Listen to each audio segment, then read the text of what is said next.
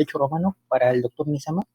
Y bueno, en estos momentos se está dando justamente la continuación por parte de mi persona, Gianfranco Trillo, y también de parte de Carlos Ramos. En base a ello, justamente a mí me toca de la semana 9 a la semana 12. Y bueno, pues sin nada más que añadir, quisiera entonces comenzar con esta asesoría. Justamente de la semana 9 nos toca el tema de las personas libres. Para el derecho romano, el hecho de ser simplemente una persona libre quiere decir que en tu estado actual no tengas esclavitud. Ojo, ¿qué quiero decir con el estado actual? Porque ustedes saben que, por ejemplo, una persona esclava puede llegar a ser ciudadano, pero en su estado actual no es ciudadano, pero puede llegar a convertirse en uno. Y a su vez, un hombre natural, un ciudadano, en su estado actual es ciudadano, pero también puede convertirse en esclavo por X o Y motivos. Y entonces cuando ya se convierte en esclavo, deja de ser ciudadano. Es por ello que se menciona justamente eso. La persona libre es justamente aquella persona que en su estado actual no sea esclava. Así de fácil. Para ello hay una división muy importante que demarcar. Los ciudadanos y los no ciudadanos en ese aspecto. Los ciudadanos propiamente dicho son aquellas personas que tienen esta posesión jurídica de hombre libre dentro de las civitas o chivitas, que en otras palabras quiere decir la ciudad. Y en base a ello, justamente por pertenecer a estas chivitas, tienen también el chivis, que en esta oportunidad se le va a entender como la ciudadanía. Ok, simplemente por eso ya tiene, por pertenecer a la ciudad, en ese aspecto, va a tener ciudadanía. Pero entonces, ¿cómo se adquiere dicha ciudadanía? Bueno, pues se puede decir que es por dos grandes motivos. El primero, por nacimiento, que justamente cualquier persona que nace dentro de la sociedad romana va a ser considerada como ciudadano. Y para ello justamente hay dos vertientes, por eso es. Aquellos que nacen dentro del matrimonio, y a justas nupcias, y aquellos que nacen fuera del matrimonio, directamente el concubinato.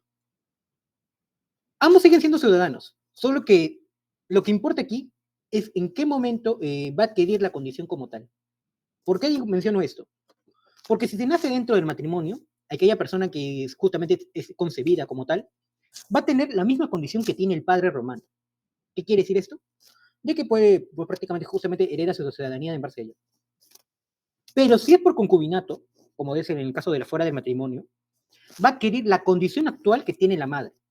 Y menciono justamente la madre en vez del padre en este caso, porque para cuando es concubinato no importa si el padre sea persa, sea un Cartago, sea un griego, no. Lo que importa para que se justamente adquiera la ciudadanía es que la madre, en este caso, que no sea justamente matrimonio, es que sea romana.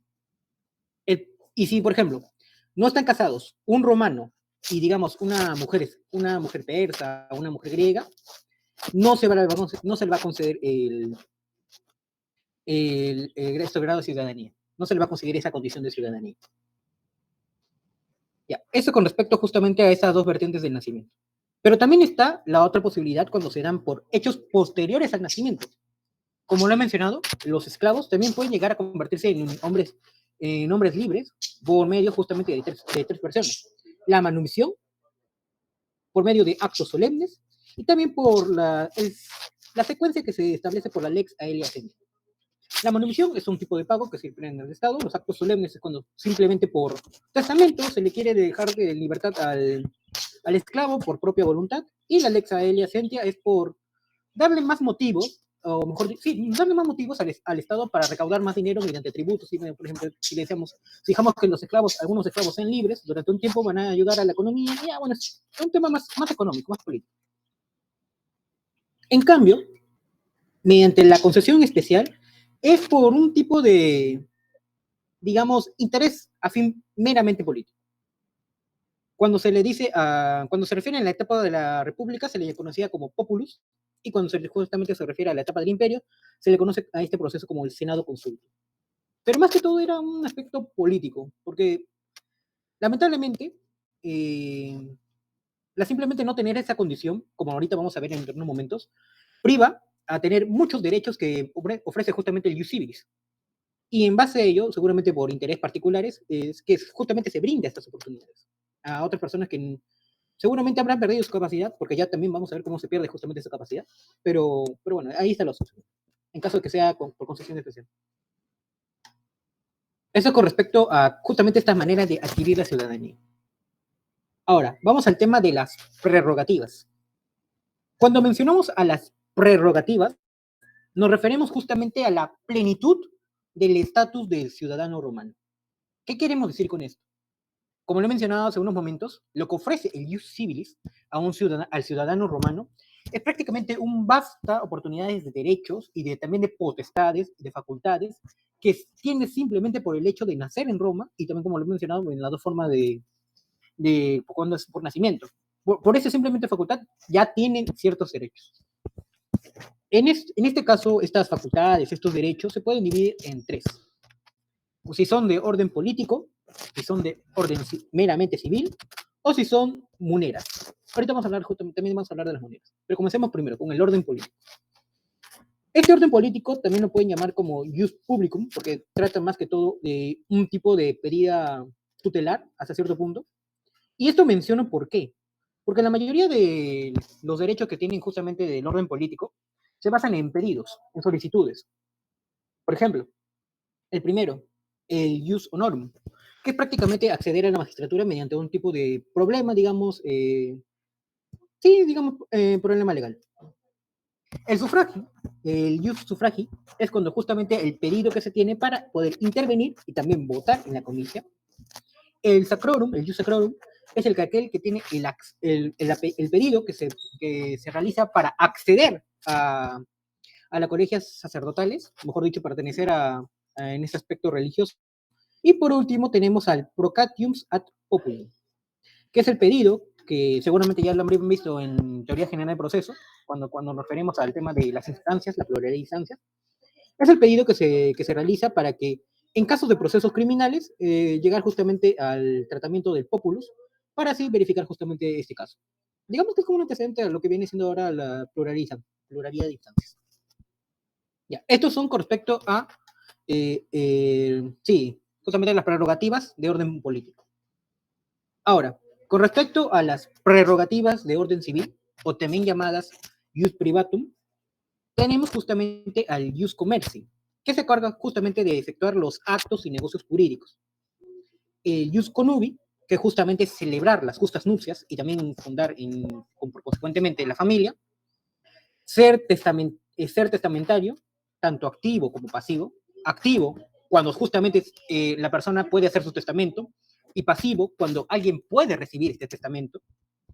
Y también el ius actions, cuando justamente hay la posibilidad de recurrir justamente al llamado en ese momento el actio romanis, que es, como ya lo habrán conocido, como seguramente ya les sonará, es prácticamente el derecho de acción. ¿Y qué es el derecho de acción? Bueno, creo que ya lo saben por teoría general del proceso. El pedido que se realiza para que justamente se resuelva una controversia entre dos o más personas. Bueno, creo que ya lo saben. Y con respecto a la tercera facultad de prerrogativa, tenemos a las monedas, que más que facultad son obligaciones. Por ejemplo, tenemos la obligación de justamente de anotarse en el censo, tenemos también la obligación de servir en las armas al momento de incurrir en la milicia, y también tenemos justamente la obligación de pagar el impuesto hasta cierto punto, porque después se abolió, que eso viene consistiendo como el tributo. Eso con respecto a las prerrogativas. ¿Hasta aquí alguna pregunta?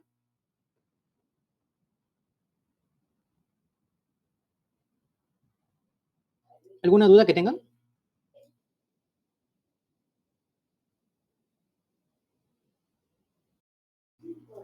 Listo. Ahora, como lo he mencionado, justamente esta capacidad se puede perder, o mejor dicho, esta ciudadanía se puede perder. ¿Por qué? Por diversos factores. Uno de ellos, por ejemplo, es la pérdida de capacidad directamente. ¿Cómo se puede dar esta pérdida de capacidad? Cuando justamente cuando se somete a un esclavo, cuando una persona por X o Y motivo se convierte en esclavo, se pierde la capacidad y por lo tanto, por perder capacidad también se pierde la ciudadanía. Por condena política, esta condena política es, como lo he mencionado a su vez, si también se tiene intereses particulares para que una persona se convierta en hombre libre, a su vez también hay intereses particulares para que una persona deje de ser libre. Entonces, justamente esta condena política sería lo contrario de lo que he mencionado hace unos momentos. Tiene dos nombres, aunque prácticamente es lo mismo, solo que le cambió la nomenclatura. Antes de la época que gobernara Tiberio, se le llamaba como el interdictio aquae et ignis, que en español viene a ser la provisión del agua y fuego. Y justamente después de con Tiberio y después de su época, se le llamaba este proceso deportatio. Que seguramente ya se imaginan a dónde va esta idea de deportar a las personas. Ya eso con respecto a cuando es una condena política. Y cuando mencionamos, y también justamente existe la otra finalidad, o mejor dicho, otro motivo de pérdida, que es cuando justamente por propia voluntad el ciudadano romano quiere abandonar dicha capacidad. O sea, hemos visto que en un esclavo más que todo se le impone, en una condena también se le impone, pero el ciudadano romano también por mera voluntad puede renunciarlo. Y justamente ese proceso, al momento de renunciar a su condición de ciudadano romano, pasa ahora a ser extranjero. En este proceso se va a conocer como dicatio. Ahora, eso con respecto a lo que viene siendo la capacidad de la ciudadanía, un poco lo que viene siendo su forma de conseguir, algunas cosas que justamente adquiere un ciudadano como tal, y también cómo se puede perder. Ahora, ¿qué pasa cuando una persona libre no es ciudadano? ¿Qué pasa cuando una persona libre no es ciudadana? Para los romanos son aquellas personas que justamente carecen de este derecho de ciudadanía y son privados justamente de las ventajas que hace rato lo acabamos de mencionar. A su vez, solo participan justamente en instituciones derivadas del jus gentium. Y también son llamados estas personas, los que no son ciudadanos, como extranjeros. En base a ello, hay dos nomenclaturas que para mí son muy claves.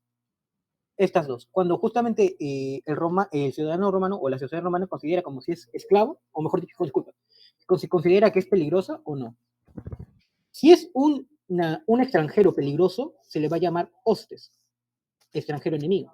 Pero si es una persona, o mejor dicho, un extranjero que no tiene ningún conflicto bélico en ese momento de la sociedad romana, se le va a llamar peregrino. ¿Por qué menciono esto? Digamos que, digamos, por ejemplo, que Roma justamente está estableciendo, imaginemos de que Roma, antes de invadir Cartago, sí, porque invade, tenían una relación comercial, digamos, recién se estaba brindando, recién se estaba comenzando. Las personas que seguramente iban a Roma, de parte de los cártagos, eh, ellos eran considerados como justamente peregrinos, porque no había ningún problema, conflicto en esos momentos. Pero justamente cuando estalla la guerra, ya van a dejar esa condición de peregrini y se van a convertir en hostes. Creo que se entendió con eso. Ahora, estos extranjeros propiamente dichos son aquellos que pertenecen a otras comunidades afuera de Roma y que a su vez mantienen relaciones, como lo he mencionado hace unos momentos, por ejemplo, con Cartago. Y gracias a estas relaciones es que adquieren ciertos derechos y garantías. Pero no hay que confundir también esta idea de hostes y peregrines con los meramente bárbaros. Como ya sabrán, es una designación genérica de los pueblos que vienen fuera del imperio, que no necesariamente tienen que ser justamente los extranjeros como tal. En base a ello, se dice que hay dos divisiones dentro de los meramente extranjeros o peregrinos. Esta división se basa justamente en si son peregrinos autóctonos y son peregrinos de docticios. A los simples peregrinos se les permite justamente usar sus leyes institucionales, o sea, sus leyes que se dan directamente en su ciudad natal, son oriundas de ellas, que justamente esta facultad de usar sus propias leyes se le va a conocer como Cum Civitati. Y a los peregrinos denominados como delicticios son aquellos que están prohibidos justamente de usar sus propias instituciones y sus leyes. A su vez, estos peregrinos delicticios están prohibidos, prohibidos de convertirse en ciudadanos romanos. No pueden convertirse en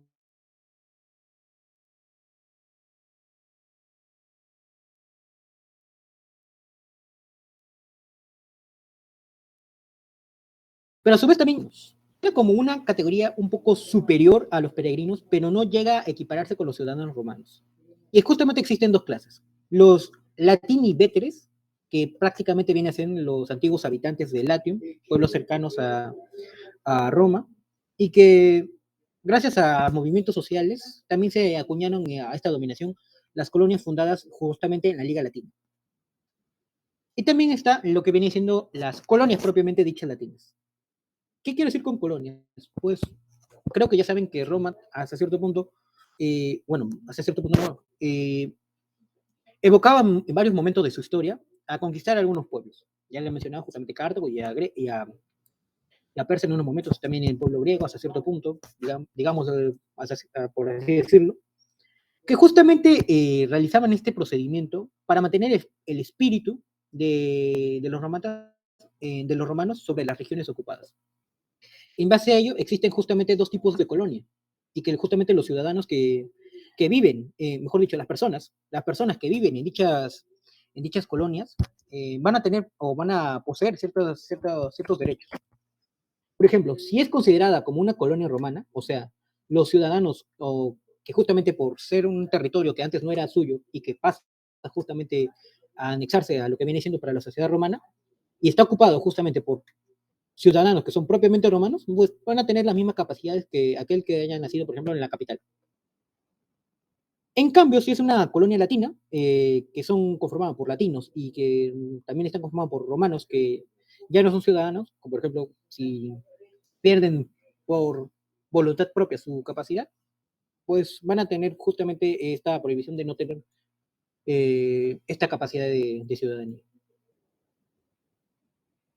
A su vez, también se puede dividir a las personas que viven en la sociedad romana como ingenuos y libertos.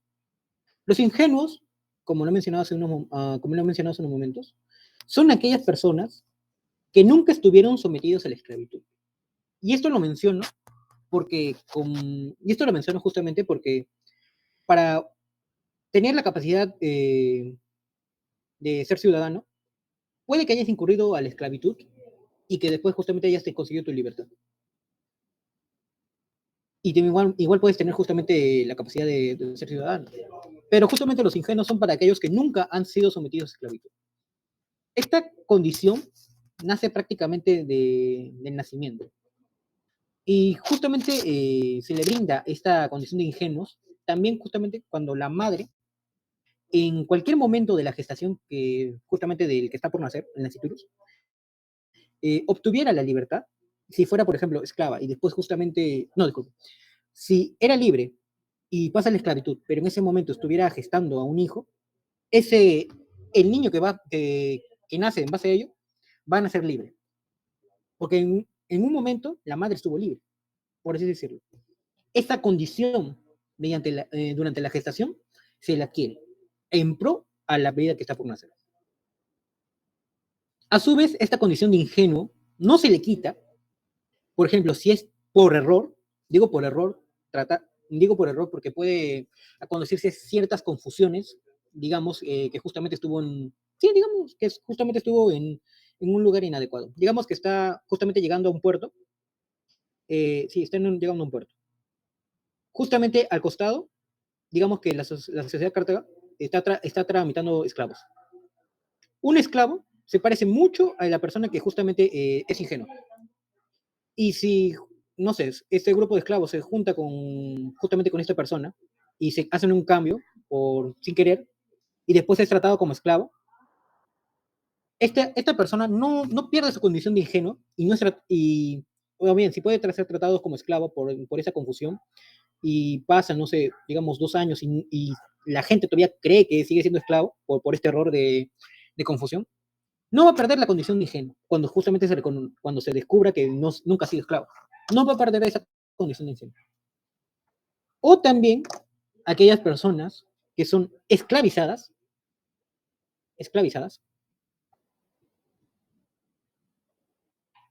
por piratas y por bandidos.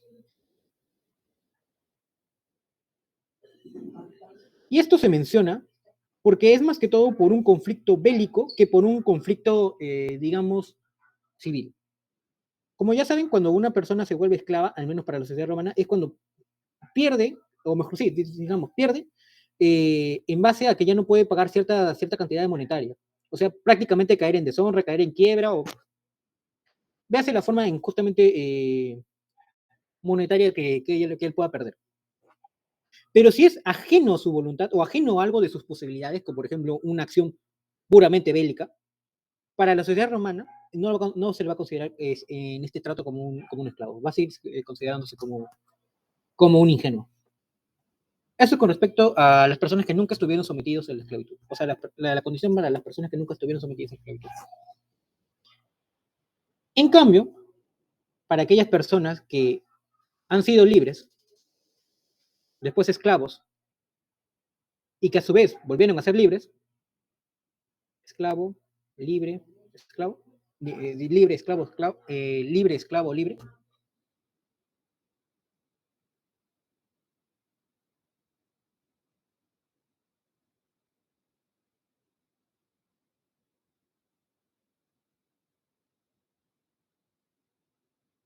Sí, que recuperan justamente la lex Junia Noverna, la lex Aelia Sentia y la lex Fufia Caninia.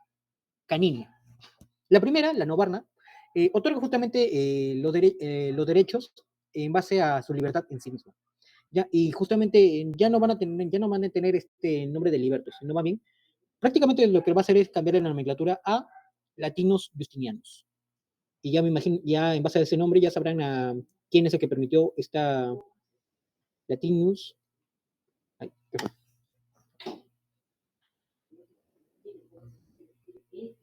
Latinus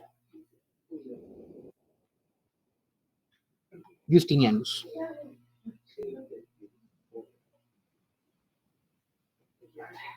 En base a este nombre ya sabrán quién fue el que hizo esa ley.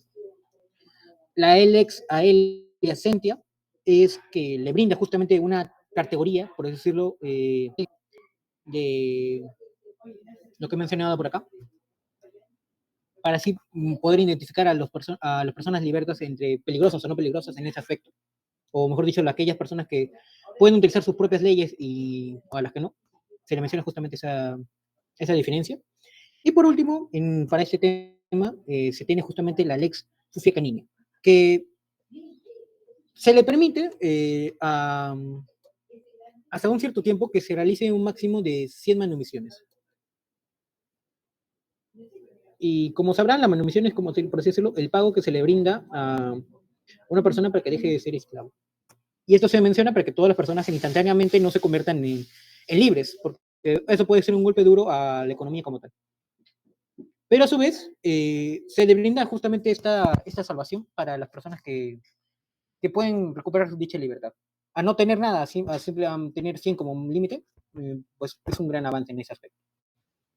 Ya, eso es con respecto a todo con respecto a las personas libres. ¿Hasta aquí alguna pregunta?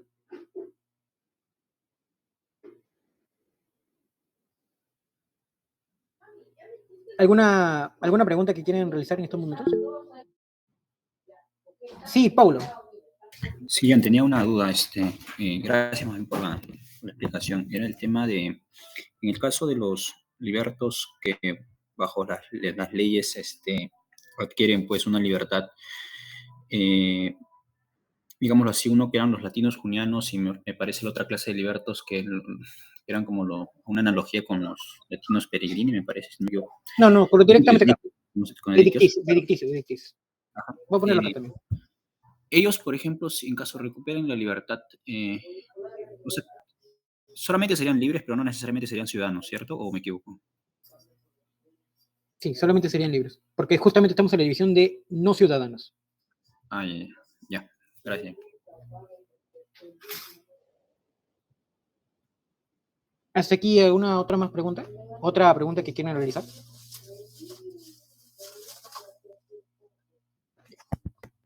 No hay preguntas, pero ahora yo les pregunto a ustedes. A ver si han escuchado bien. ¿Cuáles eran los dos tipos de latinos? A ver, Si alguien ha escuchado bien eso, esa parte.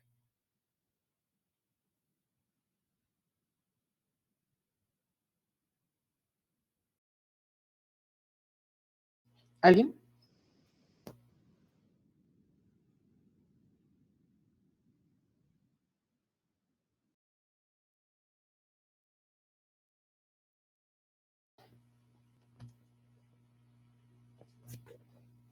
¿Nadie?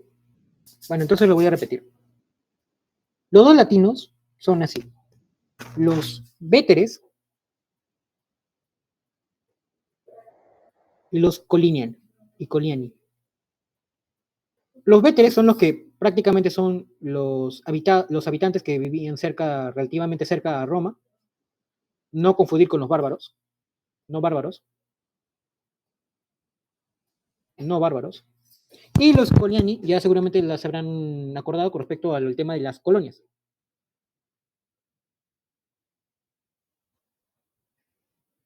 Ahora, ¿cuáles eran los dos tipos de colonias? A ver si aún si se pueden redimir con esa pregunta.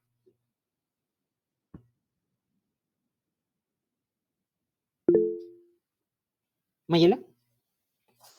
Sí, ya estaba la colonia romana y la colonia latina. Correcto. ¿Qué se diferencia la colonia romana con la colonia latina?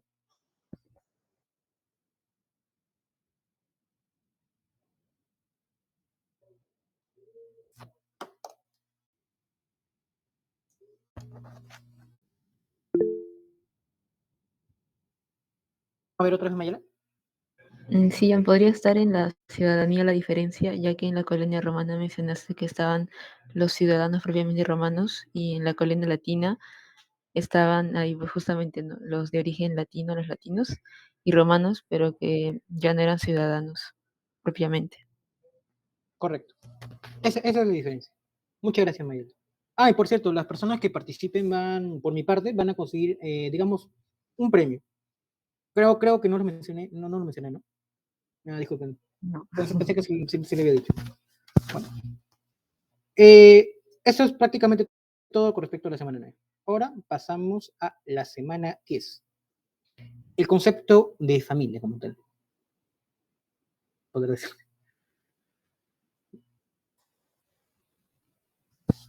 La familia romana va a tener bastantes conceptos porque es muy importante para la constitución de la sociedad en sí. Se le conoce a la familia romana como aquella grupo de familias en el cual tienen un antepasado común o están sometidos a su vez a la potestad. Es un tema que ya dentro de un momento voy a hablar. Que está constituido de padres y aquellos sometidos. Por ejemplo, los familiares, la mujer, hijos, otras personas, como por ejemplo las mujeres de sus hijos, los hijos de sus hijos, esclavos y también los bienes matrimoniales. Todos ellos son los sometidos. Entonces, podemos decir que está constituido por el padre y los sometidos. A su vez, también se dice que la familia romana es aquellas personas que, por su naturaleza o derecho, están sujetos a la potestad de uno solo. En este caso, del pater familiar. Se puede decir que este término de familia viene del sustantivo fames. Sustantivo fames. A su vez, también del sustantivo famulus. Fames significa hambre.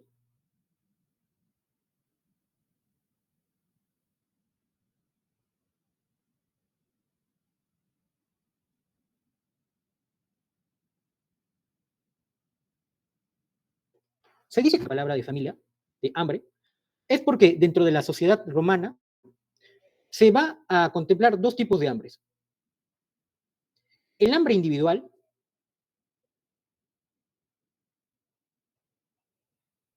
y el hambre, el apetito sexual. El hambre individual, porque justamente la familia permite que las personas dentro de esa composición puedan alimentarse correctamente, o sea, un hambre en el sentido directo, en el sentido más positivo que uno pueda imaginar con esa palabra. Mediante que en la otra, el apetito sexual, es porque justamente el hambre de procrear y generar descendencia.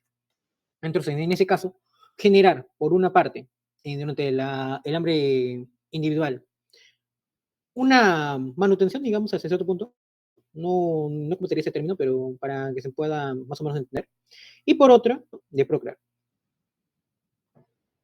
Eso con respecto a la idea hasta cierto punto.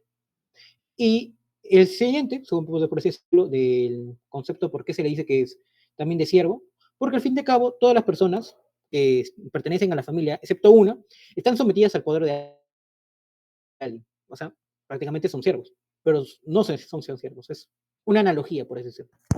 Y justamente están sometidos a la potestad de quién? Del pater familiar.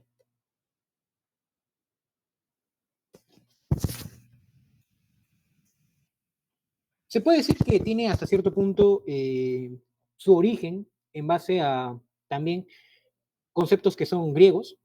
Digamos que en Grecia justamente a la familia se le trataba como esa unión de dos seres que no pueden ser completos si el uno no está con el otro. Que justamente esta conexión se deriva prácticamente para efectos de generar descendencia. A su vez, la historia griega contempla a la primera agrupación de familias como la aldea y también a los homogalácticos como aquellos hijos de familias e hijos de los hijos, en otras palabras, línea recta de descendente, que forman un poblado o colonias de familias.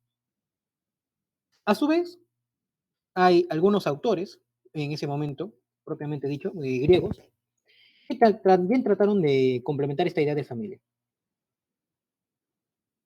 Por un lado, tenemos a Hesiodo, que menciona que aquella primera familia es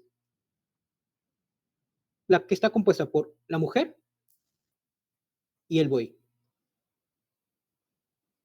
¿Y por qué mencionan al buey? Sí, al animal buey. ¿Por qué? Porque este buey, hasta cierto punto, cumple también la labor de los esclavos. Arar la tierra, ser prácticamente ayudador en la ganadería, disculpen, en la agricultura en ese aspecto. Y parecido, la familia tiene que estar compuesta por dos personas, o mejor dicho, por el conjunto de personas, que se van a ayudar mutuamente en ese aspecto mutuo para así poder subsistir en una convivencia sana. Y justamente Aristóteles va a tomar este concepto de Hesiodo, en base justamente a esta unión de la mujer y el buey, en ese aspecto, para utilizar justamente este término, la convivencia natural para la vida cotidiana. Eso es para Aristóteles la familia, la convivencia natural para la vida cotidiana. Mientras que Homero es el que va a aportar el que va a aportar más sustancialmente al concepto de pater familia. ¿Por qué?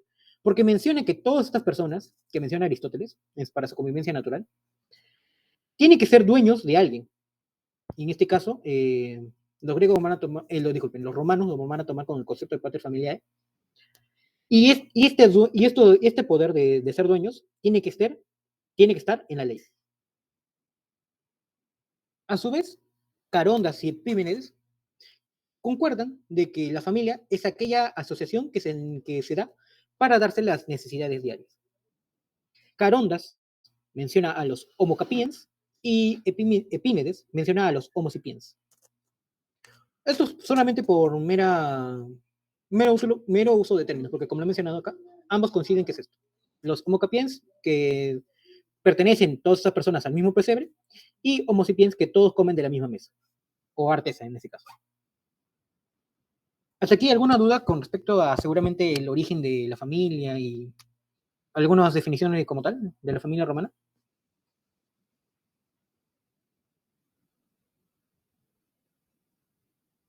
¿Ninguna duda? ¿Todo claro?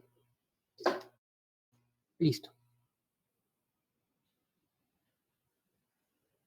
Ahora, para los romanos, ¿qué era justamente este derecho de familia? ¿Qué era este derecho de familia?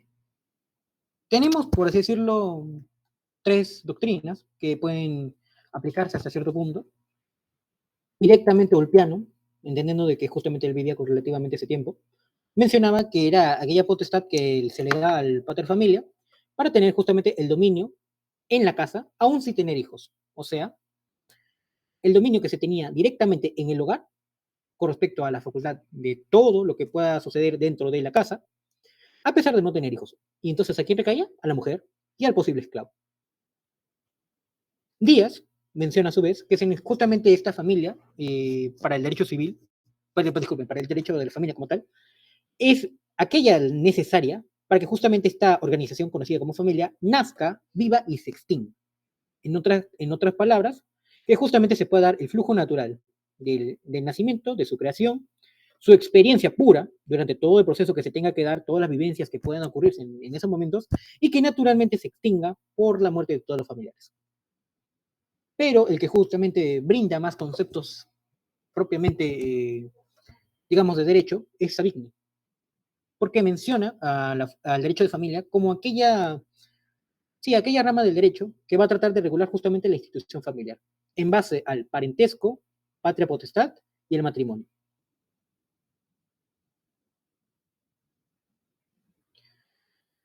Esto con respecto a las concepciones que se tienen de derecho en derecho familiar. Ahora, el jefe, el parte familiae o el jefe de la domus, tiene ciertas potestades. Como ya les he mencionado, justamente es aquella facultad que se le da a esta persona encargada de la familia y que tiene poder prácticamente sobre todos. Pero en sí, ¿a quién que les cae el poder? Les cae justamente en base a esto. Al mano sobre la mujer, la patria potestad sobre los hijos, el poder dominical sobre los esclavos y el mancipium sobre hombres libres. Mancipium, ya saben, me imagino que ya sabrán un poco esa concepción, de prácticamente liberar. Dominical, de justamente eso, del poder que tiene esta persona sobre el esclavo y que a su vez este le tiene que deber obediencia. A su vez también la patria potestad de los hijos, justamente la, digamos, obtención totalitaria de todos los bienes y también de su vida. Y el manus sobre la mujer es prácticamente justamente esa facultad de haberse, sí, justamente que se refleja justamente el derecho de casarse. Ahorita mismo, cosa no me con Shipus creo que se llamaba. Después lo veré. Es justamente esa la facultad que tienen las dos personas, tanto el pater familiar en ese caso y también la mujer de darse un matrimonio en nupcias correctas. Ahora, la línea de parentesco. La línea de parentesco es aquel conjunto de familiares o parientes que justamente surgen por esta institución. El parentesco propiamente romano se va a dividir en tres: el agnatio, cognatio y el agnacio, si no me equivoco, no, el afinitas. El afinitas. El afinitas. El agnatio es aquel que nace justamente por un aspecto civil. El cognatio es el que nace por un tema sanguíneo o cosanguíneo. Y el afinitas es el que nace por un aspecto legal. Bueno, voy a ponerle ahí en ese aspecto. Civil, ¿cómo se refleja justamente este apartado civil? Pues justamente las que están sometidas por la patria potestad. Por aquellas que están sometidas por la patria potestad.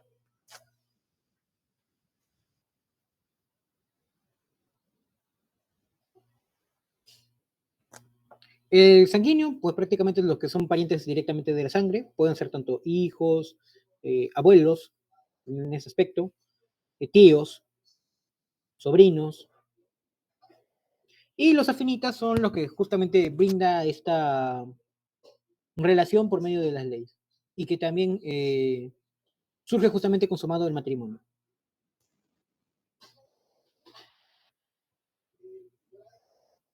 El ejemplo, cuñado y cuñada.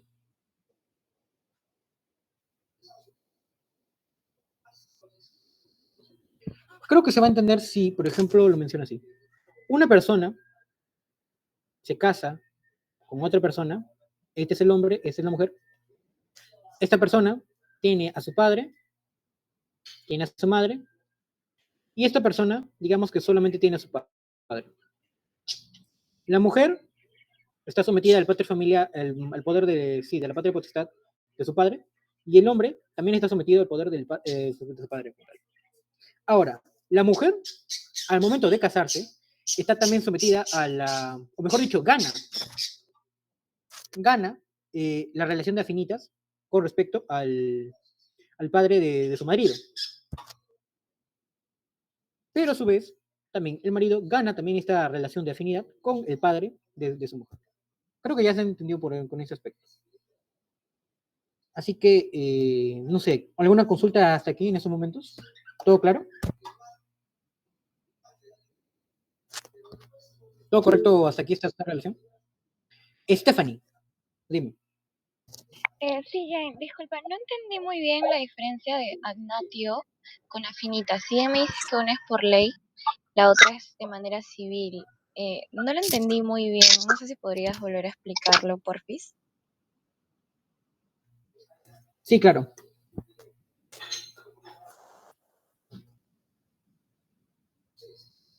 Creo que esta palabra lo define bien. O bueno, lo voy a hacer un poco más estético en ese aspecto.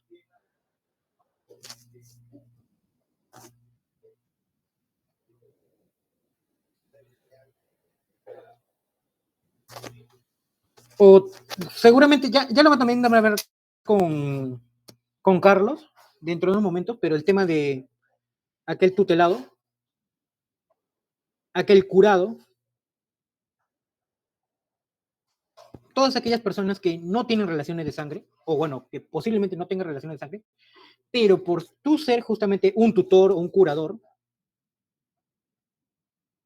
también tienes la patria potestad hasta cierto punto.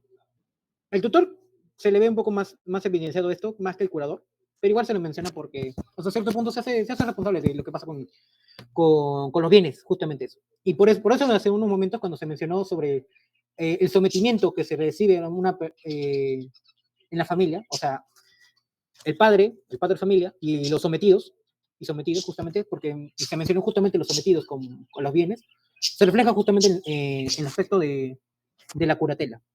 Ya es un tema un poco más que lo va a tocar más que todo mi compañero Carlos.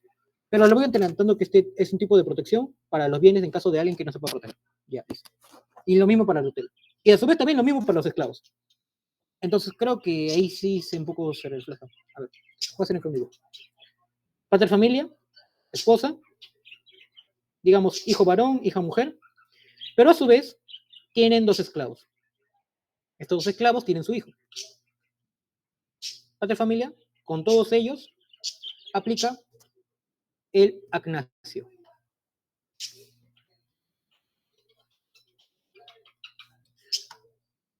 Padre familia quiere liberar al hijo de ellos dos. Para ellos, si no me equivoco, aplicaba la tutela, si no me equivoco, la tutela testamentaria, sí, la tutela testamentaria. Aquella que cuando justamente,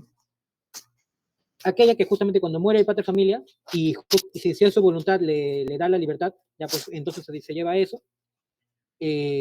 Ahora está relacionado con la familia como tal, porque es un hombre libre, afinitas. Afinitas. Ahora, este hombre, que como ya lo he mencionado, se considera como liberto, porque lo hemos mencionado, el hombre que es esclavo y pasa ahora libre, se compromete con una mujer, ahora ya ha crecido este niño, ahora se convirtió en adulto, y ya recordemos que es un liberto ahora, se casa con una mujer, y que con esa mujer tiene hijos.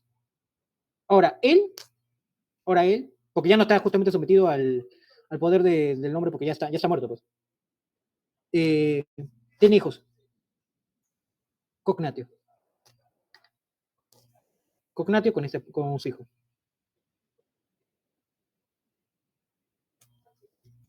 Ahora sí, ya queda un poco más claro todos estos temas.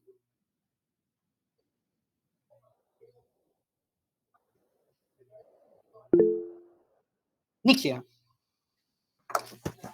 dime. Jancito, una consulta. Y en el caso de las nueras, ¿qué aplica? ¿Las natio o las finitas? Afinitas.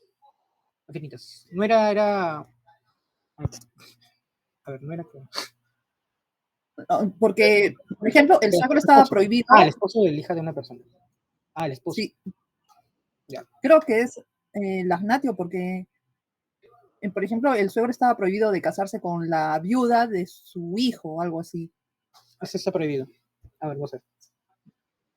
Padre, hijo, digo, padre, esposo, su mujer, hijo, y la esposa, digamos. El padre, hasta cierto punto, no tiene este concretio. Pero lo que sí tiene justamente es el afinitas, por el caso del matrimonio, afinitas.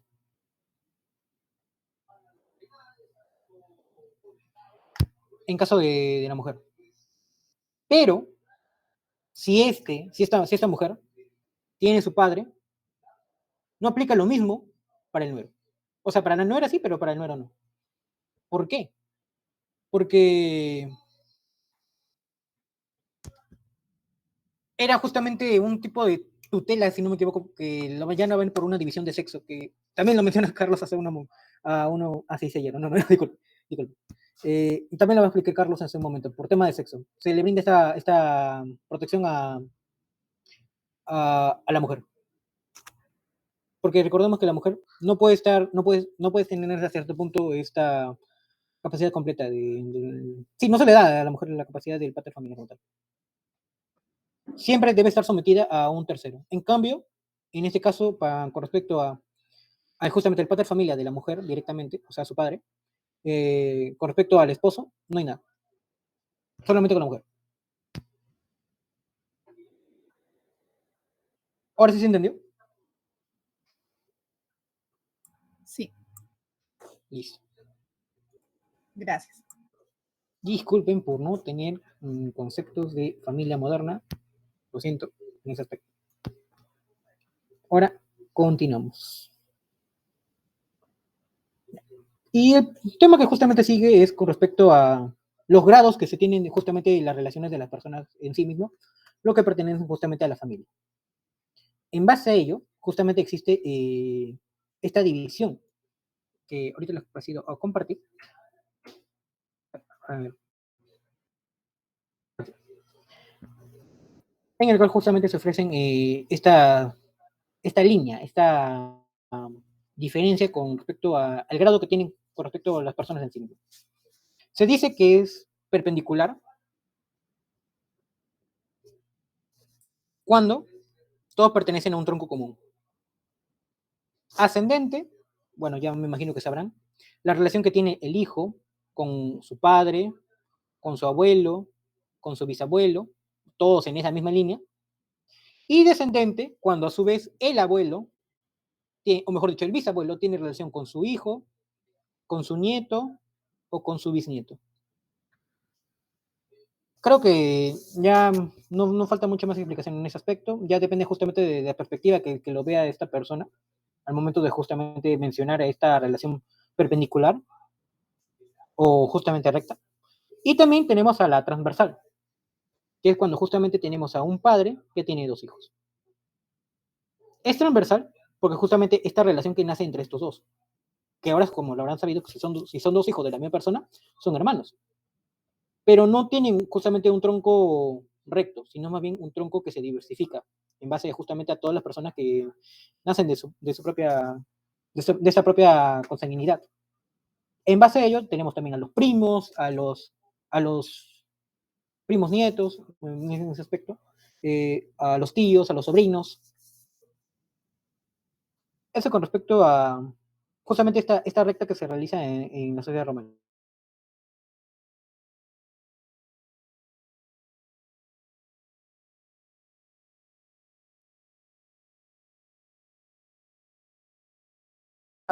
Tenemos en el cual por línea ascendente están directamente los padres, en ascendente, y en descendente están los hijos. tanto el hombre propiamente y la mujer, y también a su vez el esposo y la esposa, para que se quede claro. El esposo y la esposa. En el segundo grado están lo que viene siendo los abuelos, que es ascendente, los abuelos, tanto el abuelo o la abuela, y en el descendente los nietos, tanto el nieto como la nieta. Eso con respecto a los grados. Creo que es algo fácil de entender en ese aspecto. Ahora, una pregunta que ha hecho Nisama, al menos para nuestra sección, es la siguiente. ¿Cuál es la importancia de la familia dentro de la sociedad romana? A ver, ahora yo le pregunto a ustedes, ¿cuál sería la importancia de la familia? Iván. Sí, por lo que puedo recordar es perpetuar lo que serían los bienes del pater familias, o sea, que pueda haber un heredero que pueda administrar los bienes que dejaría al morir el pater familias.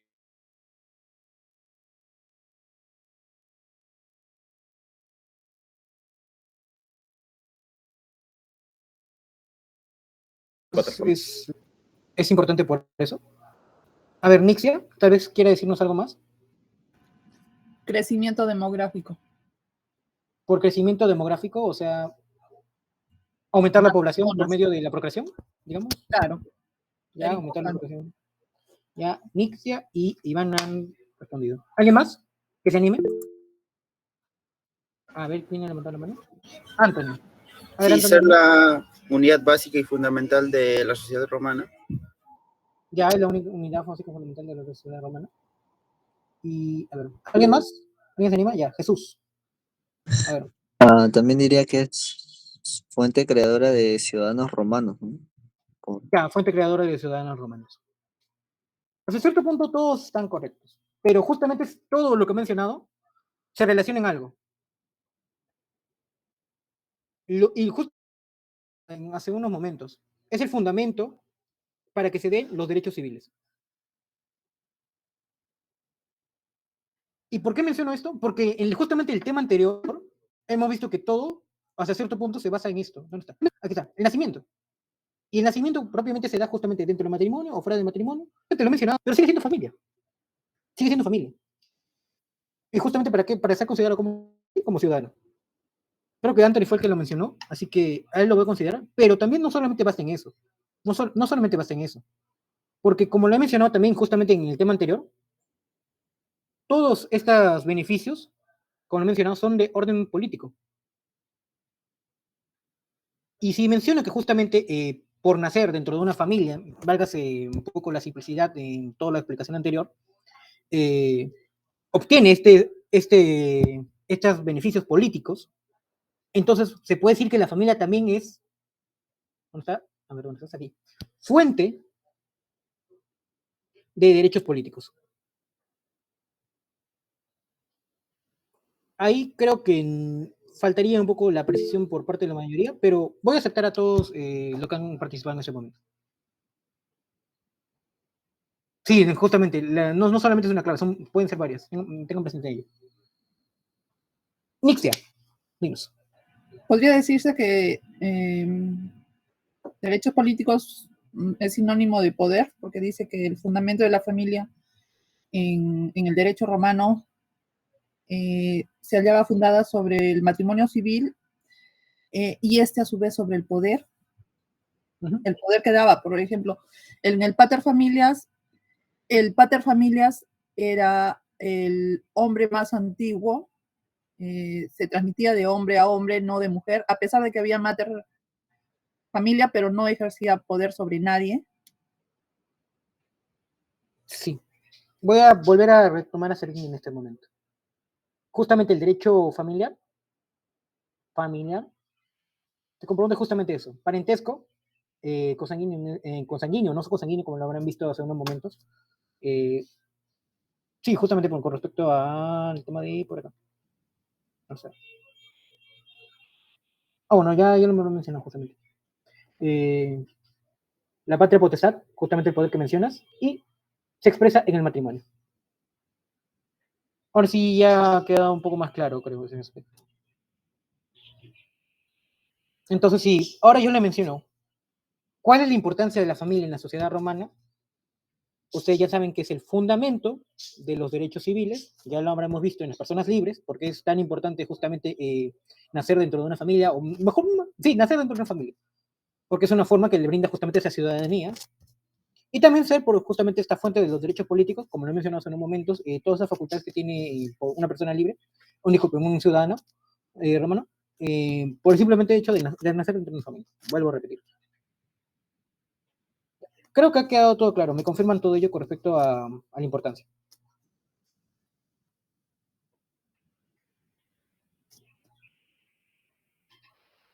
Todo claro. Listo. Ahora, bueno, ya para terminar, siendo sinceros, este apartado que también está dentro del sílabus, digamos, no creo que venga, pero igual lo quiero mencionar. Que es prácticamente la familia. Familia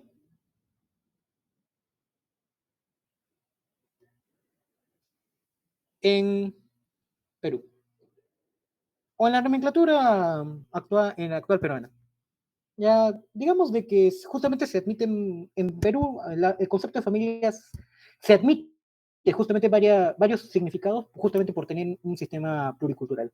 Seguramente para una cierta región represente los lazos que tienen cosanguíneos, en otra región no solamente los cosanguíneos, sino también seguramente por afinidad, como ya lo habrán visto los suegros o las suegras que suceden para familias, para otra sociedad que se esté dentro de nuestro país, justamente sean los tres que hemos mencionado, tanto los civiles, como los cosanguíneos, y como los que son por afinidad. Puede ser que en otras sociedades no contempla ninguno de estos tres, y sea su propia división en base a temas valorativos, propiamente puros. Y es por eso que justamente se trata de desligar un concepto de familia como tal en Perú, porque al toque tratan de negarlo. Si alguien lo impone un concepto de familia como tal, va a decir, no, yo tengo mi otra familia, y seguramente varios me lo habrán dicho. O sea, digamos que es un absurdo colocarle solamente una definición, porque dentro de nuestra propia sociedad se trata de desvirtuar todo avance que se quiera reducir con eso. Eso es independiente del matrimonio legal y del concubinato. ¿En qué te refieres? ¿En el concepto que se tenga de familia o en cómo? Stephanie.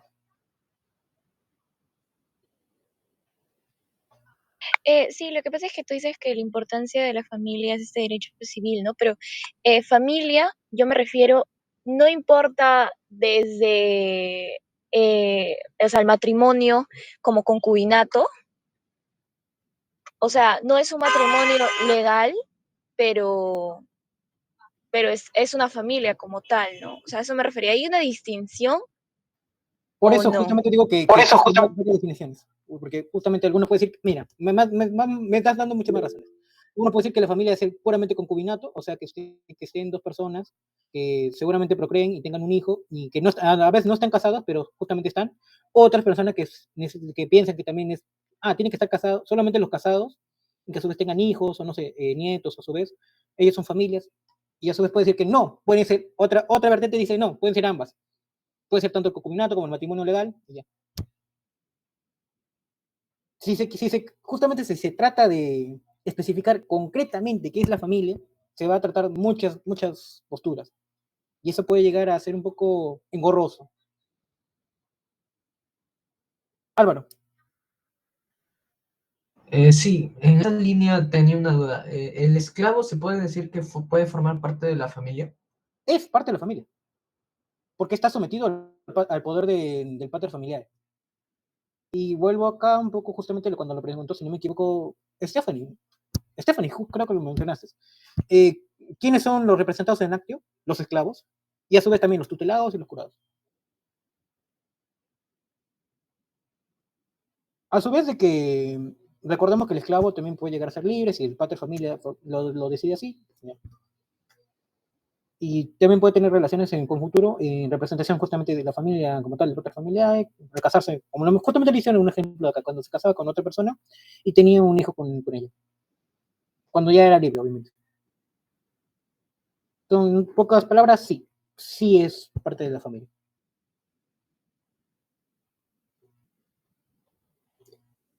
Bueno, eso con respecto a un poco de la idea en general de familia en el Perú. Y ya para ser más precisos, el artículo 4 de la Constitución vigente actual de la de 1993 menciona que justamente el Estado y la comunidad de ciudadanos tienen que proteger a todas las personas y a su vez también la unidad de la familia y también promover el matrimonio. Justamente el matrimonio y las causas de separación están reguladas por la ley, ya, algo externo al concepto de familia. Y ya en nuestro Código Civil se menciona que algo que alguien ya lo mencionó, no, ahorita no me acuerdo quién fue el que lo mencionó, que la familia es la célula básica de la sociedad y que el Código Civil en el libro 3, que si no me equivoco es de familias, va a tratar de imponer soluciones para que sea saludable justamente el trato que se da en la familia. Eso sería todo con respecto a este tema de la familia. ¿Hay alguna consulta? ¿Hay alguna pregunta?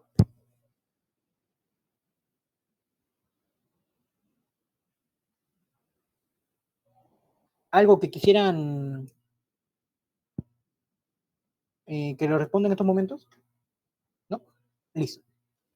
Entonces seguiría la semana 11. Justamente eso, el matrimonio. El matrimonio. Llamado en el derecho romano como tal las justas nupcias, o justum matrimonium, o justae nupiae, es la unión de varón y hembra. Algunos mencionan que es el consorcio de toda la vida porque se comunican derechos divinos y humanos, o que justamente esta unión tiene un propósito de vivir en comunidad indisoluble, pero prácticamente es varón y hembra. La importancia justamente de esta institución del matrimonio es porque brinda hasta cierto punto un régimen sociopolítico, religioso y legal. Y que justamente este régimen sociopolítico no tiene que tener el fin del placer. No, no, no, porque el matrimonio, como ya, bueno, seguramente habrá sabrán, no solamente es para procrear hijos algunas veces, no. Es una relación bastante seria, al menos en nuestro aspecto. Casarse no solamente es concubinar, no solamente es procrear. También para los romanos es algo similar. No solamente es ese fin del placer. Sino también tiene un aspecto social, que es justamente la necesidad que se tiene para tener un culto doméstico en nuestro aspecto de generar descendencia. No es por placer puro, sino por generar descendencia. Y tampoco no tiene, mejor dicho, tiene este fin político, que justamente en la sociedad romana, como ya lo he mencionado, su unidad básica es la familia. Y justamente está, ¿cómo se brinda a la familia una mayor seguridad? Mediante el matrimonio. Y también se dice que es religioso porque aquellos que los unen no se pueden disolver por, por el hombre, solamente por los dioses. Ya eso es un aspecto ya más meramente ideológico. Y se dice que es legal porque así lo permiten justamente las leyes o justamente los procedimientos correspectivos.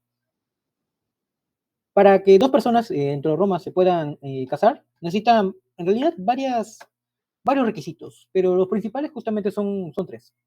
El primero, que ambas personas tengan la pubertad suficiente, la pubertad necesaria. Ya seguramente lo van a ir escuchando en clases. Ese tema de pubertad es la base fisiológica en ese aspecto. El connubio, que es que las personas tengan el derecho a contraer matrimonio.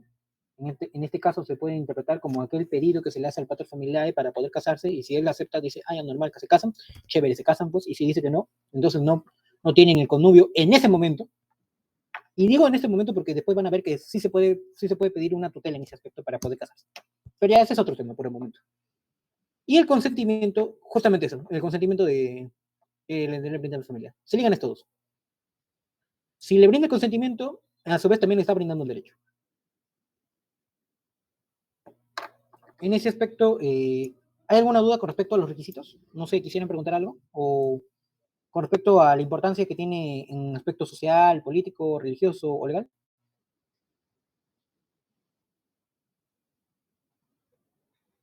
¿Todo claro?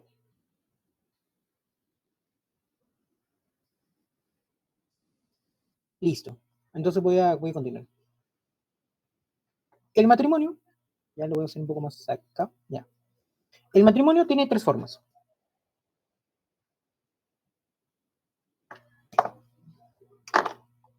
El confarreatio el coemptio y el usus. El confarreatio es más que todo un aspecto estrictamente religioso, en el cual justamente están sometidos los patricios y también los que pertenezcan a una casta sacerdotal. En ese aspecto, la mujer está sometida a la potestad marital y a su vez se tiene que brindarse todos los aspectos o los requisitos extenuantes, o mejor dicho, añadidos, que se le brinda con respecto justamente a la presencia del sumo pontífice y justamente los testigos. Aparte de eso, estos mismos pueden pedir ciertos requisitos externos, o mejor dicho, ¿dónde está? ¿Dónde está? No, bueno. Aparte de los requisitos que no he mencionado, también tiene que mencionarse si ellos deciden tener más o menos, para brindarle mayor seguridad o brindar mayor glamour en ese aspecto religioso. El confarretio es estrictamente religioso. Ahora, el coemptio, cuando se brinda por compra. Justamente no recurre a la religión porque va en contra de los principios que se tienen en ese aspecto y que justamente se da por un sistema de balanza, un sistema de cobre y balanza. El cobre en ese aspecto va a ser el precio de la mujer y la balanza es valorar justamente el precio. Digamos, el pater familia que tiene poder sobre su hija y que ya seguramente ya tiene la mayoría de edad lo suficiente para que en Roma sea considerado ya como puber, quiere poner en, digamos así, en venta la mano de su hija.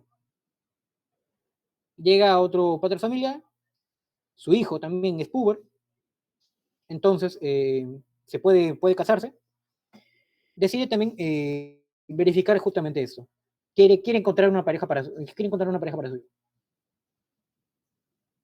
Ve el precio, habla justamente con el otro pater familiar, los dos conversan, y él establece justamente, digamos, una cantidad de 15 unidades para ellos. No me acuerdo ahorita mismo cuál es la moneda, pero digamos que son 15 unidades, porque no era tan grandiosos los montos, no, trabajaban con docenas en ese aspecto. Digamos que son 15 unidades. Él, mediante justamente el sistema de balanza, por los conocimientos previos que tienen justamente porque no es la primera vez no es, mejor dicho, no es a la primera persona que le pregunta el precio de la mano de su hija, sino ya lo habrá sabido que otros ofrecen 20, otros ofrecerán seguramente 8 unidades, y entonces él en base a ello le puede justamente eso, negociar, más que todo, o rebajarle. 12, 14, 13, ya 13 unidades, ya está. Creo que así es un poco más claro justamente ese sistema. El cobre son las 15 unidades que él ofreció directamente, balanza, hacer este negocio para rebajarle y seguramente conseguir el 3, en 3 unidades. Ya, y justamente concretado las 3 unidades, ya pues se casan con normalidad, no hay ningún problema y listo, ahí muere. ¿Alguna duda con respecto al sistema de balanzas? ¿O al sistema de balanza y cobre? ¿Alguna duda?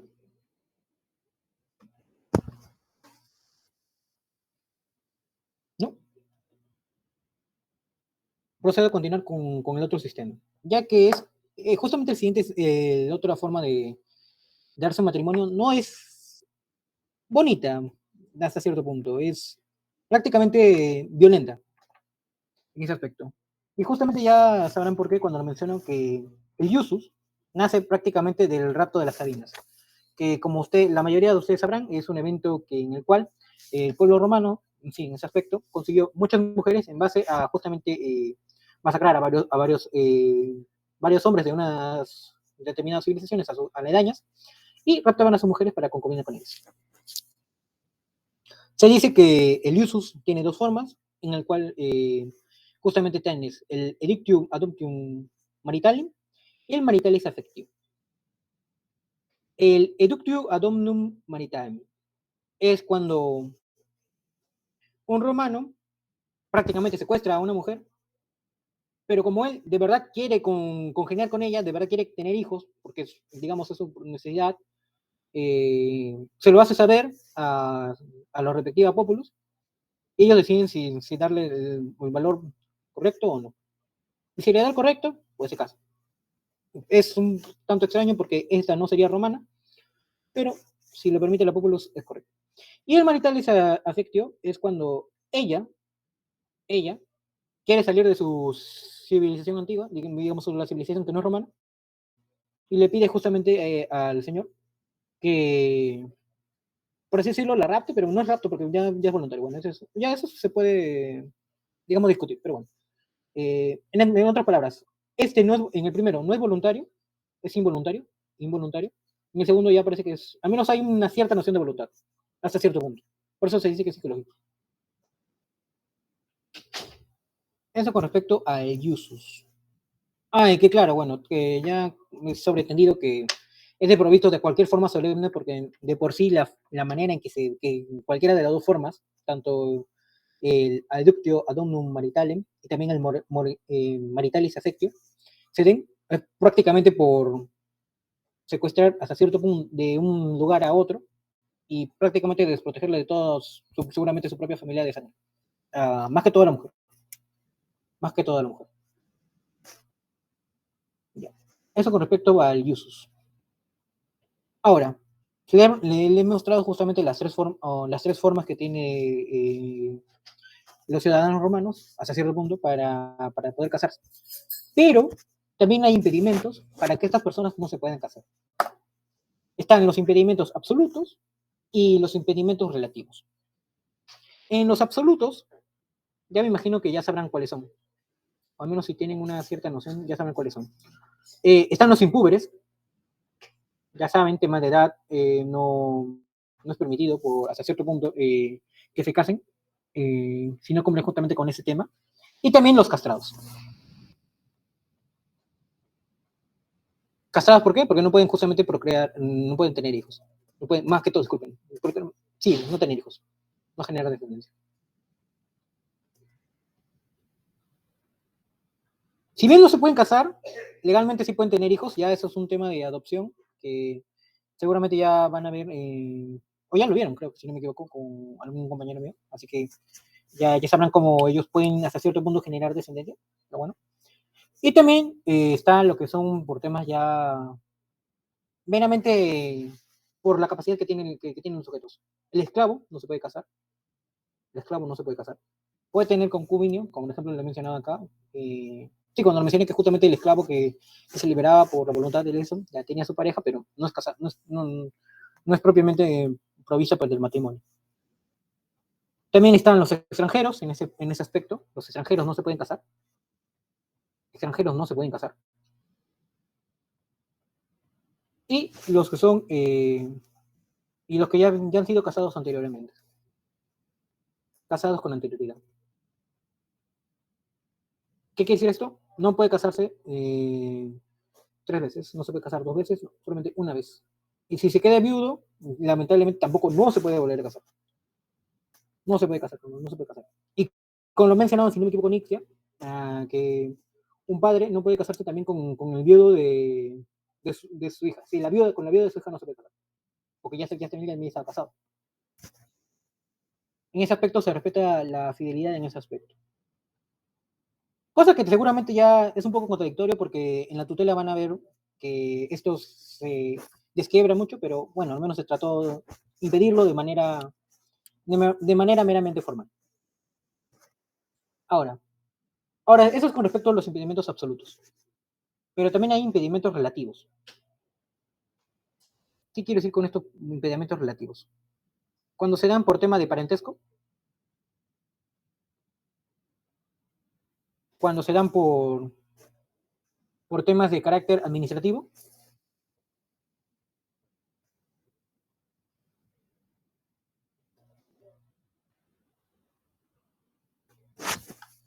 y cuando se dan por razones éticas, religiosas y sociales. Éticas, religiosas y sociales. Ahora, yo les pregunto a ustedes. ¿Un tío se puede casar con su sobrina? En el derecho romano. O sea, yo les pregunto a ustedes. ¿Un tío se puede casar con su sobrina? Para ustedes, ¿eso es dable?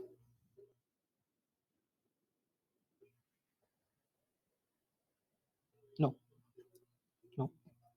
Tampoco para los romanos. Esto no se puede. Un padre ¿Se puede casar con su hija?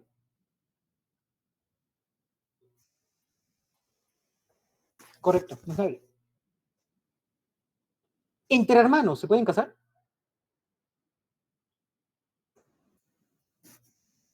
Correcto, no se pueden casar. Pero son púberes. Tienen la capacidad, seguramente el padre le brinda la facultad para que se pueda casar. Tiene todos los requisitos que hemos mencionado hace unos momentos correctamente. No, igual no se puede casar. A pesar de, mejor dicho, los absolutos relativos es que a pesar de tener, digamos, los requerimientos fundamentales correctamente, por ya cuestiones puramente éticas, que después vamos a mencionar justamente el tema de éticos, o por puramente cosanguíneos, como en este caso con el parentesco, es que se prohíbe esto. Se prohíbe esto. Ahora, en tema de parentesco no solamente se queda con el padre y la hija, el tío y la sobrina y los hermanos. No. También se prohíbe en ese aspecto a lo que son por temas de afinidad. Lo que son cuñados, entre cuñados y seguramente, sí, entre cuñados, o sea, Dios, paterfamiliares, su mujer, su hijo, paterfamiliares, su mujer, su hija, se casan, mujer muere, el paterfamiliar muere, viuda, viudo, entre ellos, no, tampoco. Como lo he mencionado, y si imaginemos que que el hijo del paterfamiliar vivo también muera, y como lo mencionó Nixia, no se puede casar con la hija de su antiguo esposo, no. Pero tampoco se puede casar con la madre de la esposa de su hijo. Esos son algunos reflejos de las cosas que se prohíben en ese aspecto. Entre padre e hijo, entre tío y sobrino, entre hermanos, entre abuelos, entre cuñados en ese aspecto, y también entre cuñado y nuero. Creo que ha quedado todo claro hasta ese aspecto cuáles están prohibidos. Oye, ya Franco, pero ¿entre primos también se puede o hay un límite de grado, de nivel de grado en el que... No, entre primos no. No hay límite entonces, o sea, ningún familiar entre sí se pueden casar, sea del grado que sea. No, ninguno. Entonces, Listo. Ahora, eso con respecto a meramente parentesco. Y justamente con respecto a lo que mencionaste, ningún pariente se puede canalizar, no. En las leyes está interpretado que hasta el infinito. Ninguno que tenga una pizca, gota de sangre tuya, se puede casar con alguien que tenga la misma pizca de sangre tuya. Necesito recordar ese aspecto. Gracias. Ahora, carácter administrativo. Esto ya es un tipo de, digamos, medida política, más que por algún fin estrictamente ético, porque no está mal, para ellos está mal, o bueno, éticamente valorativo, sino simplemente por un estrictamente político. ¿Por qué? Aquel magistrado que tenga dominio hasta cierto punto, digamos, en una ciudad, vamos a llamar esta ciudad A, y la de acá ciudad B y ciudad C. Este magistrado no puede casarse con una mujer de alguien de la ciudad A. ¿Por qué? Control político. ¿Por qué? Seguramente dentro de esta ciudad, casarse con alguien le beneficia un montón para seguramente hacer su labor, digamos, un poco más fácil en ese aspecto. Y también, cuando me refiero a fácil, me refiero con otra palabra que comienza con la C y termina en corrupción.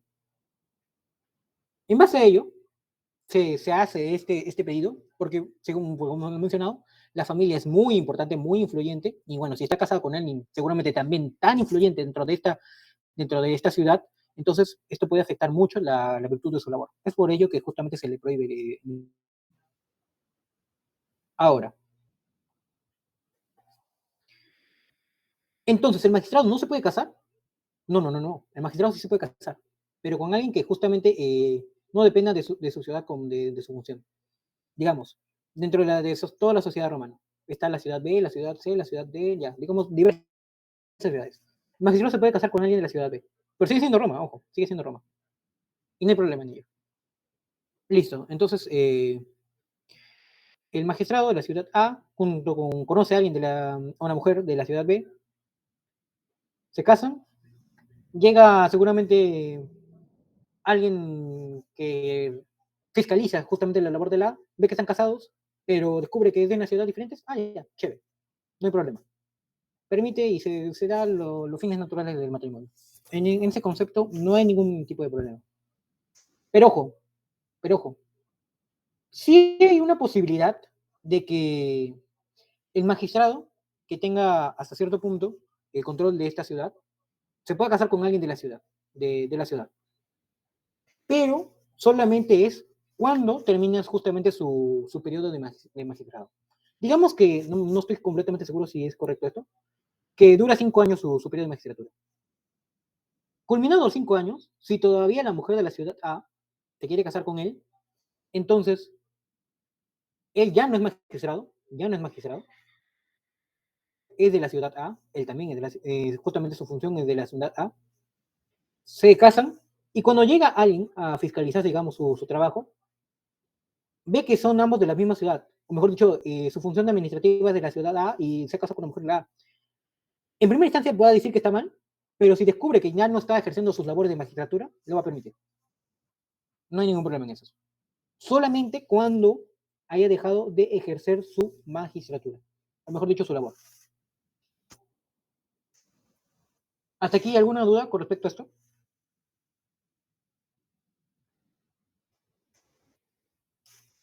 ¿Alguna duda? ¿No? Entonces ya seguiremos con un aspecto ya directamente ético-religioso. Y bueno, en ese apartado para un impedimento relativo, se puede decir que son muchas excepciones. Y para ello me hubiera gustado, o bueno, espero que hayan escuchado con el tema de algunos conceptos de la semana 9, porque eso sí va para que se entienda en ese aspecto. Y también de la semana 10 con ese sentido.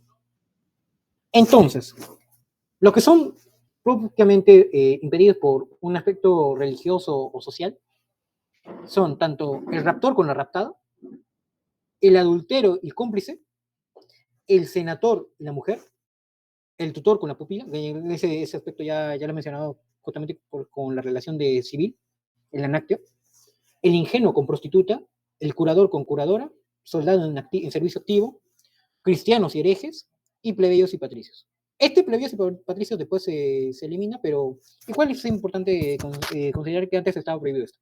Pero bueno, ya, si quieren tachen, ya, al final de sus días no se cumplió el final eso.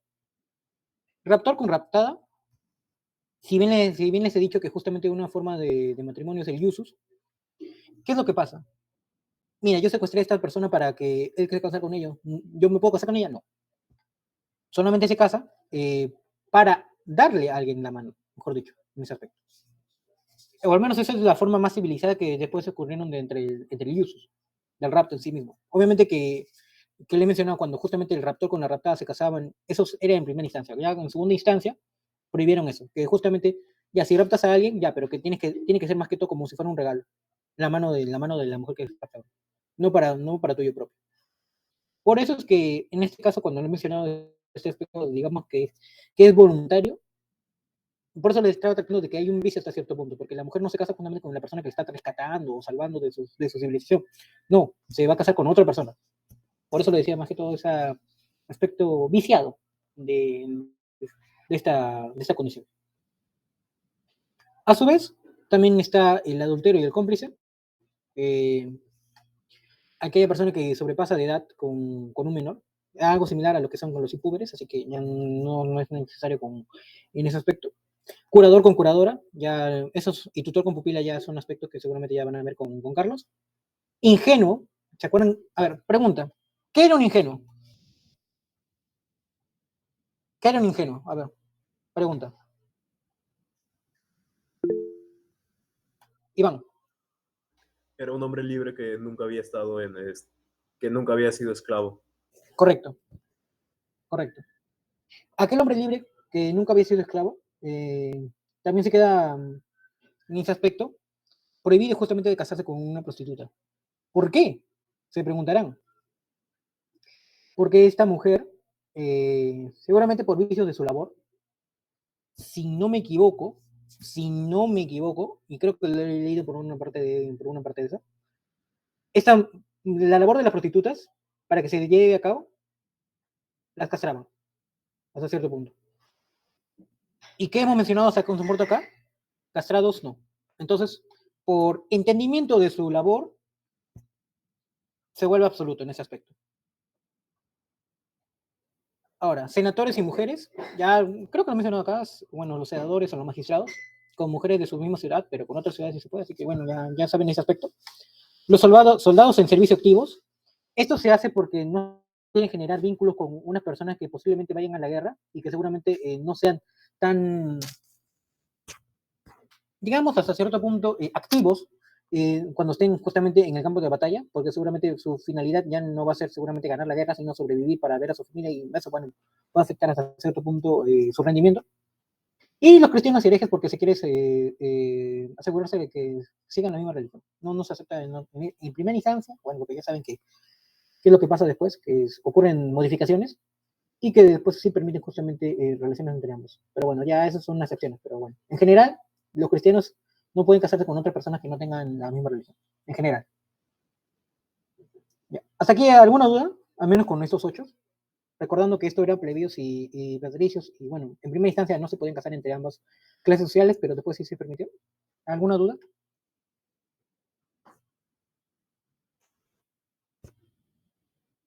¿Alguna consulta con Álvaro? Sí, es una duda un poco más aislada, pero estaba viendo que también parte de los requisitos del matrimonio era el, el connubio. ¿Qué cosa es exactamente? Creo que sí lo he mencionado, la verdad. Déjame buscar. Aquí está. Derecho a contraer matrimonio. Gracias, me hiciste recordar que me faltaba la otra explicación del derecho connubio. Prácticamente es el derecho que tienen dos personas a casarse, y este derecho se le pide prácticamente al pater familiar que están sometidos, o mejor dicho, o cuando él mismo se le da esta facultad a su hija, porque digamos, si la hija se pide casar con una persona que seguramente conoce, que es puber, parece tener buena relación económicamente material hablando, y el padre acepta, se está brindando este derecho de connubio, o sea, el derecho a casarse civil. Pero,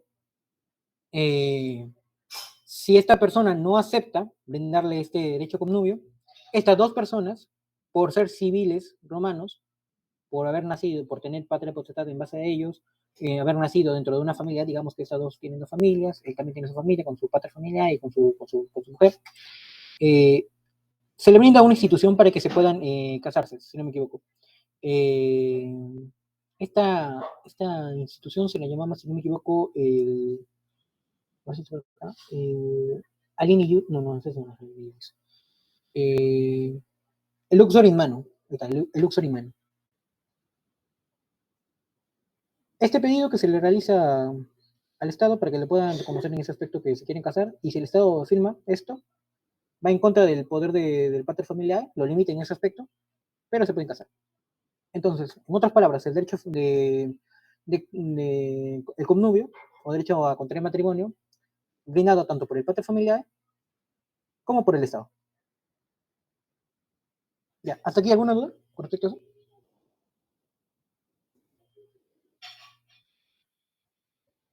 ¿O algo, ¿te ha quedado todo claro, Álvaro?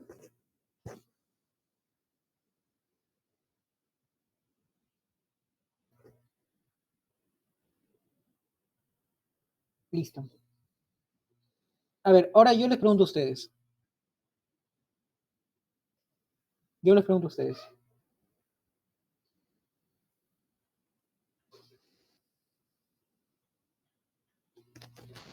¿Cuáles eran las 3 formas que se brinde un matrimonio?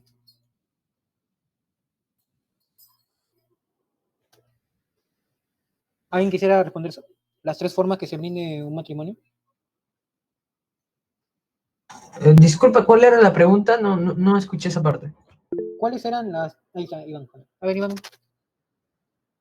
Sí, era el confareatio, el coemptio y el ustus. Correcto. Para recapitular, confarreatio es el matrimonio meramente religioso, en el cual se somete justamente entre patricios y la casta sacerdotal, que se da ante el sumo pontífice. Coemptio, cuando se realiza por medio de compra de la mano de la mujer. Y el usus es aquella que se brinda por el rapto de alguien que no sea ciudadano, alguien, sí, cuando la mujer no es parte de la sociedad romana, sino de otra sociedad. Esa era la pregunta. ¿Cuáles eran las 3 formas de matrimonio?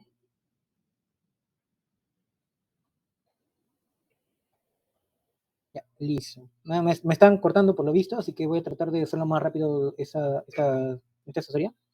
Así que ya, para aligerar un poco este apartado, el matrimonio tiene 2 efectos. Uno justamente cuando surge entre cónyuges y otro cuando justamente cuando se refiere con los hijos. Cuando se refiere entre cónyuges, existe la manera en que la mujer sí tenga propiedad hasta cierto punto de sus bienes. Y esto se menciona y esto lo menciono porque, como lo he mencionado hace varios ratos, cuando se tiene la patria potestad, también se tiene control sobre los bienes. Pero este modo de matrimonio, en el cual ahorita lo quiero mencionar, que se llama justamente de bienes propios, y también justamente, sí, sine manu, ahí está, ese matrimonio sine manu, es aquel matrimonio que se da cuando se le brinda justamente esta separación de bienes. O sea, cada uno administra sus bienes hasta cierto punto. Porque después, si la mujer pide que él sea administrador de bienes, digamos, por una mayor capacidad de parte de él, o por algún tipo de problema que puedan concurrir, ya veamos capacidades externas, se le brinda este poder de administración, y ya bueno, se puede dar eso, pero en lo general, cada uno administra sus bienes. Este es en el caso del matrimonio que se da por sine manu. En el caso que se da por matrimonio cum manu, toda la propiedad de los bienes pasa al marido, solamente al marido. Bueno, eso es con respecto a los efectos que surgen entre los bienes. Se puede decir que también que entre estos efectos el hombre consigue el título de vir, la mujer consigue el título de uxu. Estos títulos son unos reconocimientos dentro de la sociedad para que pueda otorgarse hasta cierto punto su finalidad dentro de la sociedad romana. En el caso del hombre es proteger y mantener a la esposa. En el caso de la mujer es obedecer y habitar la casa del marido por X o Y motivos. Y bueno, eso con respecto a la relación que tiene entre cónyuges. Con respecto a los hijos, existen 2 tipos de relación. El concubinato, que ya seguramente ya tenemos noción, que es el cual nace de sui juris y que se permite justamente estar los hijos entre la patria potestad, es una relación hasta cierto punto. Y el legítimo, que justamente se brinda cuando se da dentro del matrimonio. Ahora, ya les he explicado cuando justamente se puede impedir un matrimonio, o sea, cuando de plano no se puede dar, pero también hay formas de disolver este matrimonio. Las más clásicas, la muerte de uno de los cónyuges, el divorcio en sí mismo, y la pérdida de derecho a concubinar. ¿Y cuándo pierde el derecho a concubinar? Como le he mencionado, cuando el padre familiar lo niega, o cuando justamente el Estado lo prohíbe. Ya, algo rápido. La nulidad. Ya seguramente ya por actos jurídicos sabrán cuándo se refiere con nulidad. Y cuando justamente se refiere a ese aspecto. O sea que nunca se pudo dar, o sea, o mejor dicho, si se tuvo de una manera, digamos, en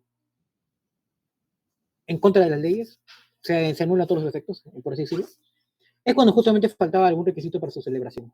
Y mejor dicho que es inexistente, y que nunca se tuvo la calidad de vir y jux. Todos los tratos que tuvieron en ese aspecto se anulan, en ese aspecto. Todos los actos jurídicos que se tuvieron, en nombre justamente, o al menos en conocimiento de la otra parte por este matrimonio, se eliminan. También la función de concubinato es aquella unión que se le brindó hasta cierto punto la licitud y de forma duradera cuando se trataba de relaciones pasajeras hasta cierto punto. ¿Qué quiere decir con eso? Que ya por mero conocimiento, seguramente una persona que anduvo con, digamos, digamos, una persona varón, anduvo con 5 mujeres, pero con ellas ninguno estableció una relación, digamos, grande, digamos, hasta cierto punto. Pero con la sexta mujer, digamos que de verdad se encariñó, tuvo 2 hijos, y estuvo con ella, digamos, 5 años. A esta relación se le llama connubio. Y justamente se le brinda una separación con respecto a estas otras 5 relaciones que tuvo seguramente con la mujer, porque simplemente eran pasajeras. Y que no tenían ni su relación genera gran relevancia jurídica. En cambio, esta, por tener 2 hijos y por tener gran cantidad de años justamente en base a ellos, a pesar de no estar casados, se le admite justamente este tipo de unión. Y justamente se dice que es unión vergonzosa porque no están casados, pero parece como si estuvieran. Eso es más que todo. Ya algo más rápido con respecto a esto. Ya le expliqué que es el matrimonio cum, el matrimonio humano. Los bienes también les he mencionado. Y ya, eso es más que todo para terminar en ese aspecto del matrimonio. Ahora, algo rápido de la patria potestad. Bueno, ya saben que es el conjunto de aquellos poderes que tiene el padre sobre los bienes y también los bienes y las personas que están dentro de la familia. Para tener este poder familiar se tiene que tener un caput, que seguramente ya lo habrán escuchado. Caput. En el cual está el Estado libre de ciudadano y jefe de familia. Civilis, libertatis,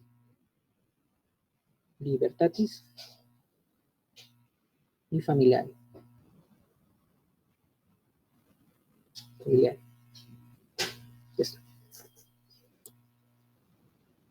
Con respecto a sus características, es que prácticamente nace para proteger al hijo y también los intereses del jefe en general de la familia. No se modifica por edad ni matrimonio de los hijos en ese aspecto.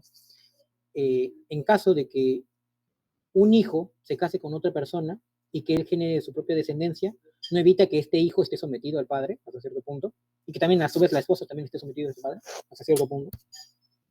Y a su vez, si ellos dos se casan y tienen un hijo, no evita que este hijo también esté sometido hasta cierto punto de las facultades del padre.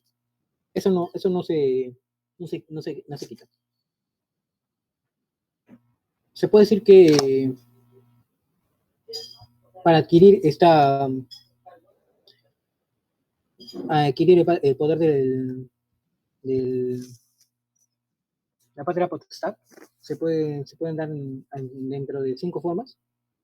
Sí, dentro de 5 formas, porque después se brindan unas diferencias. Mediante la adrogación, mediante la adopción, mediante el matrimonio y mediante la legitimización. La adopción y adopción seguramente ya lo habrán visto sobre qué será esta patria potestad, sobre la mini juris, el sui juris, cuando justamente una persona que por condiciones naturales no puede generar descendencia. El matrimonio justamente le da el poder sobre sus hijos y también de la mujer. La legitimación sobre los hijos en concubinato, digamos de que una persona que anduvo con alguien, digamos estuvo 2 años, después se separa de ella por X razón, ella estuvo casada, digo mejor dicho, ella estuvo embarazada, después nace un niño, este padre después de 3 años se entera de que este niño nació, entonces por ser hijo biológico también tiene a cierto punto este poder va a ser. En base a ello justamente existe también el subsectium matrimonium, el res scriptum principes y el obritanium curia. O sea que en ese aspecto aún puede pedir hasta cierto punto que tenga poder sobre este hijo, a pesar de que no estuvo con el matrimonio, o mejor dicho, no estuvo relacionado con él directamente. Y digamos, y justamente se lo menciono esto porque en esta situación él estuvo casado con otra persona, o sea, y tiene sus propios hijos y demás aspectos. Sigue siendo su descendencia, pues, igual, por eso justamente tiene este poder. Tiene ese poder. Es en base a esto que justamente esta forma de subsequium matrimonium se incluyen aquellas personas que son posibles para matrimonios y también por la concepción, como lo he mencionado. O sea, genera tu descendencia, no estás casado, igual puedes tener poder sobre él. Y también a pesar de que estar casados y tienes un hijo, digamos, que está fuera del matrimonio, aún tienes poder sobre él. Ahora, con respecto al Oblationium Curia, es un poder que es más que todo puramente trámite por un aspecto de, digamos, político hasta cierto punto de Roma, en el cual se benefician a los decuriones, y estos decuriones son recaudadores imperiales, en el cual justamente se le brinda este poder al varón para que se convierta en un decurión, y también se le brinda esta posibilidad a la mujer para que se convierta en un esposo de decurión, y así generar más decuriones, y así tener más administradores, recaudadores, y así poder tener una mejor importancia, mejor, sí, tener más importancia en el aspecto fiscal de la sociedad romana. Y ya para terminar en ese aspecto y ya darle el paso a Carlos, está el Rescription Principes, que se da justamente cuando la esposa muere, está ausente o está casada con otro, por X o Y motivo. A su vez, si no tiene ningún tipo de otro hijo legítimo, puede pedir justamente este poder por medio del testamento. Y esto se menciona, de esto de que esté casado con otro, de que se muera o que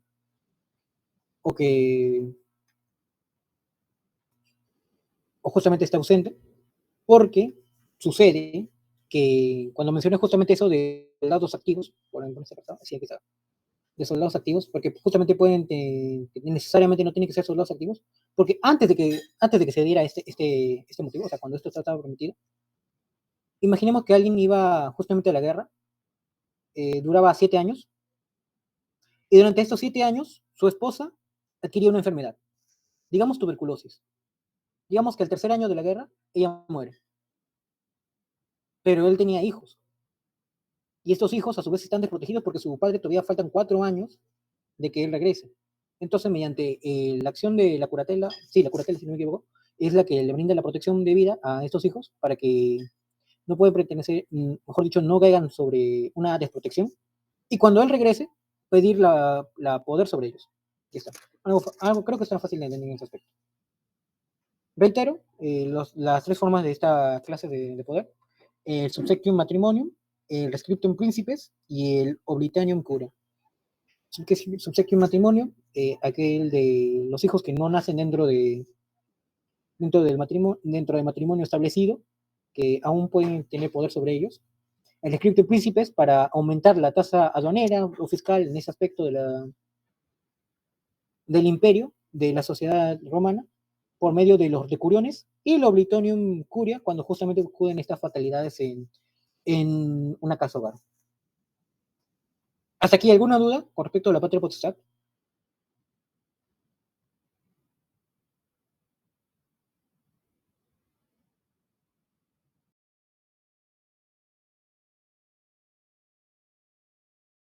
No. Bueno, listo. Entonces esto sería todo por mi parte. Los dejo con Carlos para que puedan seguir viendo el tema de curatela y tutela. Si tienen alguna consulta o algo que quieran añadir antes de culminar mi parte, ese es el momento.